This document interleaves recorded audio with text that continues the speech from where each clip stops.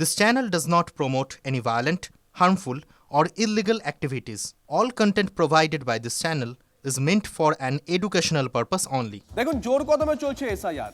ফের সীমান্তে শয়ে শয়ে বাংলাদেশি, অর্থাৎ প্রথম দিন থেকে যে ছবি দেখছি সেই ছবি কিন্তু আজও দেখা যাচ্ছে। হাকিমপুর সীমান্ত দিয়ে বাংলাদেশিদের পালানোর হিড়িক পড়ে গেছে। এতদিন তারা অবৈধভাবে ভারতে বসবাস করেছে। এসআইআর এর গুতোয় তল্পিতল্পা গুটিয়ে তারা এখন দেশে ফেরার অপেক্ষায়, যে ছবি আপনাদেরকে আমরা দেখাচ্ছি। হ্যাঁ, সাতক্ষীরা। এখানে থাকতেন কোথায়? আটঘরা থাকতাম। আটঘরা? কোন আটঘরা? বাদুড়িয়া? ও, চেনাপাড় আটঘরা। এই কত বছর আগে আসছিলেন? তো এখানে কোনো কাগজপত্র কিছু নেই? না। তা ফিরে যাচ্ছেন কেন? এখন ফিরে যাচ্ছেন কেন? ফিরে এসে থাকা যাবে না, আর অনেকদিন হয়ে গেছে, আর কতদিন থাকবো। কোন বর্ডার দিয়ে আসছিলেন আসার সময়? ওইটা বলতে আরো নয়। কেষ্টপুর থাকতেন। বাড়ি কোথায় বাংলাদেশে? কয়রা বাড়ি। কতদিন আগে আসছিলেন? বছর তিনেক আগে। তো এখানে কোনো কাগজপত্র কিছু নেই? আর ফিরে যাচ্ছেন কেন এখন? ভালো লাগছে না, দেশ বাড়ি যাই, স্বামীটা এখানে মরে গেছে, আর কি করবো, এখান থেকে। আর এবার যে খবরের দিকে নজর রাখবো, এই খবরের দুটো দিক আছে, ভালো করে শুনবেন।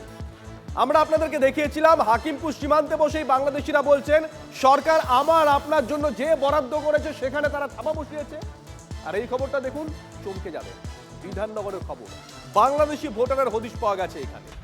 এসআইআর ফর্মে মৃত ব্যক্তিকে বাবা পরিচয় দিয়ে তালিকায় নাম তোলার চেষ্টা করছিল একজন যুবক। বয়সের পার্থক্য বেশি না হয় বিএলও সন্দেহ হয়, বিএলও সেখানেই তাকে আটকায়। দীনেশ রাজবংশী, মৃত দীনেশ রাজবংশীর পরিচয় কাজে লাগিয়ে নাম তোলার চেষ্টা করছিল কিশোর রাজবংশী বলে একজন। দীনেশ বাবু স্ত্রী দাবি করেছেন যে এই কিশোর রাজবংশী তার পরিবারের কেউ নয়। ঘটনা ঘটেছে বিধাননগর পুর নিগমের 20 নম্বর ওয়ার্ডে। এটা রাজারহাট নিউটাউন বিধানসভা কেন্দ্রের অন্তর্গত। ভালো করে শুনবেন এবার যেটা বলছি। এই অভিযুক্ত কিশোর রাজবংশী, মানে যাকে বাংলাদেশি বলে মনে করা হচ্ছে, সে বিধাননগর পুর নিগমের 20 নম্বর ওয়ার্ডের স্বাস্থ্য বিভাগে চাকরি করে, সেখানকার কর্মী। পাশাপাশি স্থানীয় কাউন্সিলর প্রসেনজিৎ নাগের ঘনিষ্ঠ এবং তৃণমূল কর্মী হিসেবেও এলাকায় পরিচিত। আমরা দু ভাই বোন, আমার দাদা আর আমি। তোমার দাদার নাম কি? লিটন রাজবংশী। তোমার তো আরেকটা দাদা আছে। না, আমার আর দাদা নেই, আমার একটাই কিশোর দাদা। রাজবংশী বলে একজন। না, আমি কোনো কিশোর রাজবংশীকে চিনি না। উনি কিন্তু তার বাবার নামের জায়গায় দীনেশ রাজবংশী বলছে। সেটা উনি কিভাবে করেছেন সেসব বিষয়ে আমরা জানি না আসলে, কিন্তু আমার দাদা লিটন রাজবংশী আর আমি রিয়া রাজবংশী, এখন দত্ত হয়েছি বিয়ের পরে। এইটুকু। আমি কিশোর রাজবংশী, আমি প্রথমবার নাম শুনলাম কিশোর রাজবংশী। কিশোর রাজবংশীকে চেনেন? আমি তো চিনি না কখনো। সে তো আপনার ছেলে। না ছেলে, আমার না ছেলে না। ছেলের নাম কি? আমার ছেলে নিটন রাজবংশী। তাহলে কিশোর রাজবংশী কে? তা আমি জানি না। বাবার নামে তো আপনার স্বামীর নাম রয়েছে। সেটা থাকলে কেউ বৌমা নিজে বানিয়েছে, আমি যা বলতে পারবো না সেটা।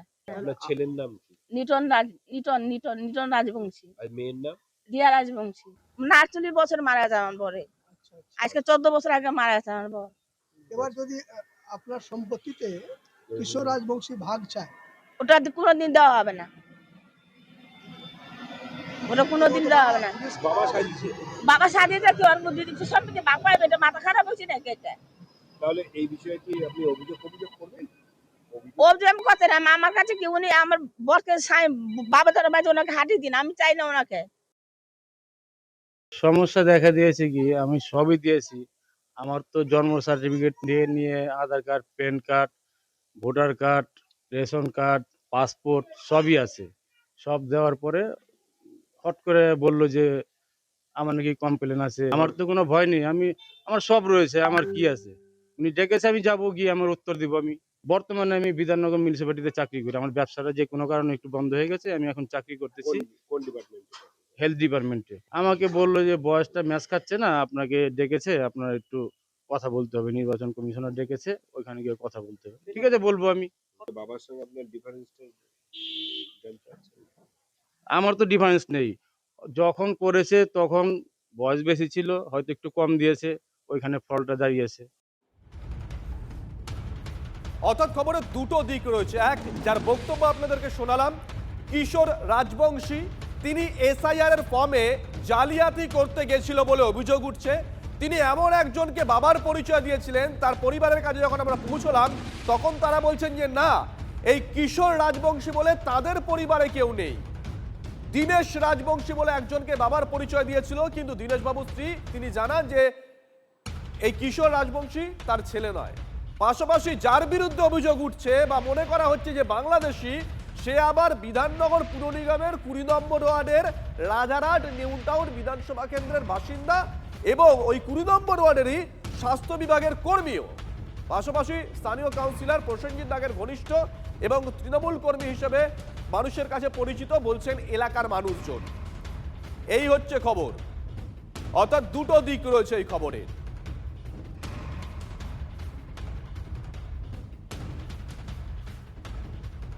এই মুহূর্তে আমাদের সঙ্গে রয়েছেন বিধাননগর পুর নিগমের চেয়ারম্যান সব্যসাচী দত্ত। সব্যসাচী বাবু, শুভজিৎ রয়েছি, আপনি নিশ্চয়ই খবরটা শুনলেন।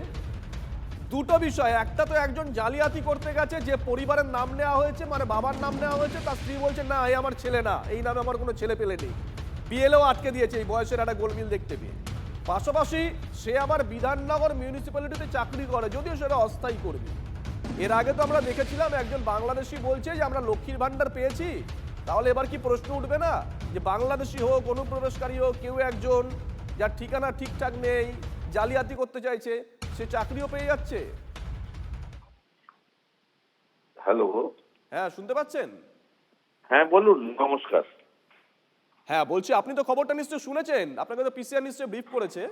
হ্যাঁ হ্যাঁ বলছি, আপনারা যা বললেন। হ্যালো। হ্যাঁ বলুন, শুনতে পাচ্ছি।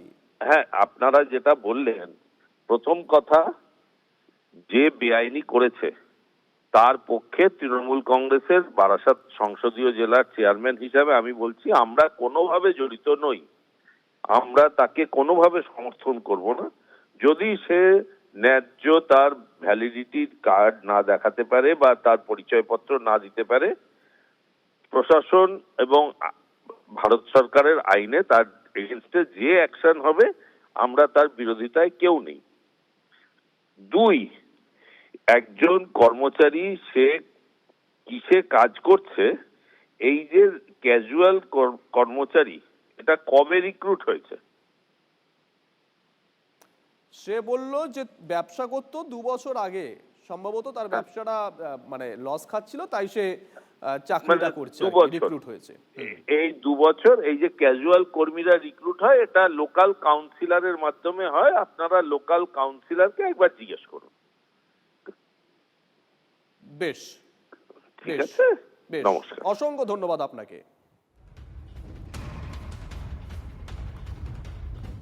সব্যসাচী দত্ত সরাসরি বললেন যে অস্থায়ী কর্মী যারা রিক্রুট হন, কারণ উনি জানেন গোটা বিষয়টা, উনি এখন চেয়ারম্যান, যারা রিক্রুট হন তারা লোকাল কাউন্সিলরের মাধ্যমে রিক্রুট হন। আমরা যেন লোকাল কাউন্সিলরকে জিজ্ঞাসা করি, অবশ্যই লোকাল কাউন্সিলরকে জিজ্ঞাসা করব, কিন্তু এলাকায় কান পাতলে শোনা যাচ্ছে যে লোকাল কাউন্সিলর প্রসেনজিৎ নাগের নাকি ঘনিষ্ঠ এই কিশোর রাজবংশী এবং এলাকায় তৃণমূল কর্মী হিসেবেও তিনি পরিচিত, যে খবর পাচ্ছি আমরা।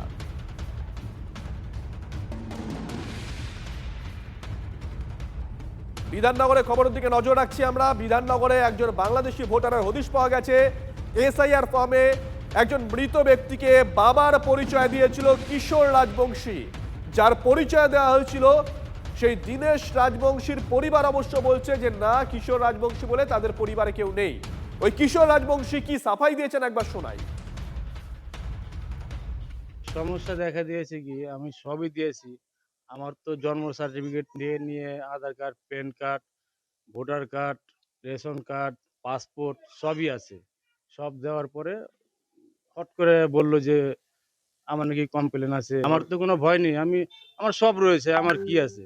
উনি ডেকেছে, আমি যাবো, গিয়ে আমার উত্তর দিব। আমি বর্তমানে আমি বিধাননগর মিউনিসিপ্যালিটিতে চাকরি করি। আমার ব্যবসাটা যে কোনো কারণে একটু বন্ধ হয়ে গেছে, আমি এখন চাকরি করতেছি হেলথ ডিপার্টমেন্টে। আমাকে বললো যে বয়সটা ম্যাচ খাচ্ছে না, আপনাকে ডেকেছে, আপনার একটু কথা বলতে হবে, নির্বাচন কমিশনার ডেকেছে, ওইখানে গিয়ে কথা বলতে হবে। ঠিক আছে, বলবো আমি।